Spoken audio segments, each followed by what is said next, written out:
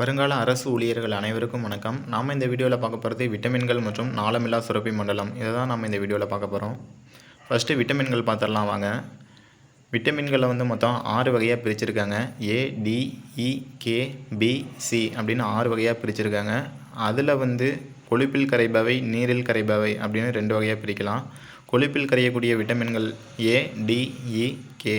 நீரில் கரையும் விட்டமின்கள் பார்த்திங்கன்னா B மற்றும் C. விட்டமின் ஏயினுடைய வேதிப்பெயர் retinol.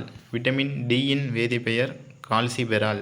Vitamin B1 thiamine, beriberi அப்படின்னு சொல்லுவாங்க. Vitamin B2 riboflavin. Vitamin B3 niacin, pellagra. Vitamin B5 pantothenic அமிலம். Vitamin B6 pyridoxine. Vitamin B9 folic அமிலம். விட்டமின் ஏ குறைபாட்டினால் நோயினால் வரக்கூடியது தான் மாலைக்கண் நோய், ஜீரோப்தால்மியா கெரோட்டோமலேசியா அப்படின்னு சொல்லுவாங்க.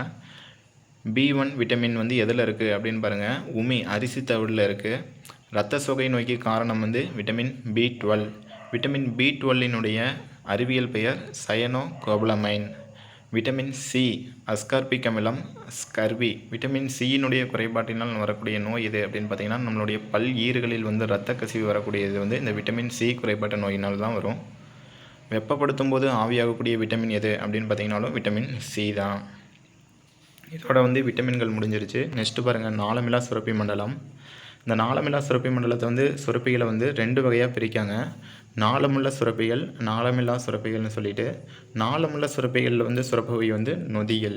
நாளமில்லா சுரப்பிகள் சுரப்பவை ஹார்மோன்கள். நாளமில்லா சுரப்பி மண்டலத்தின் தந்தை தாமஸ் அடிசன். நாளமில்லா சுரப்பி மண்டலத்தின் அமைப்பு மற்றும் செயல்பாடுகளை பற்றிய படிப்பிற்கு பெயர் எண்டோக்ரைனாலஜி. ஹார்மோன் எனும் சொல்லை அறிமுகம் செய்தவர்கள் 2 பேர் இருக்காங்க. அதில் முதல் நபர் WH பெய்லிஸ் மற்றும் EH ஸ்டார்லிங் 2வது நபர். இவங்க 2 பேரும் தான் ஹார்மோன் அப்படிங்கிற சொல்லை முதலாக அறிமுகம் செய்திருப்பாங்க. முதலில் கண்டறிந்த ஹார்மோனினுடைய பெயர் என்ன? செக்ரிடின். இதுதான் முதலாக கண்டறிந்த ஹார்மோன். மனித உடலில் உள்ள மிகப்பெரிய நாளமில்லா சுரப்பி எது?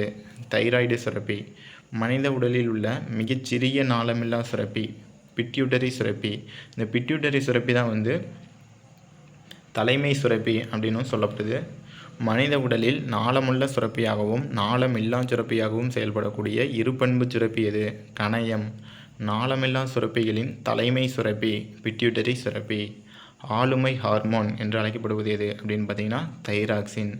ஓகே ஃப்ரெண்ட்ஸ், இதோட இந்த விட்டமின்களும் நாளமில்லா சுரப்பி மண்டலும் ஷார்ட்டாக நம்ம பார்த்துட்டோம். நெக்ஸ்ட் இது போன்ற ஒரு முக்கியமான வீடியோவில் நான் உங்களை மீட் பண்ணுறேன். நன்றி.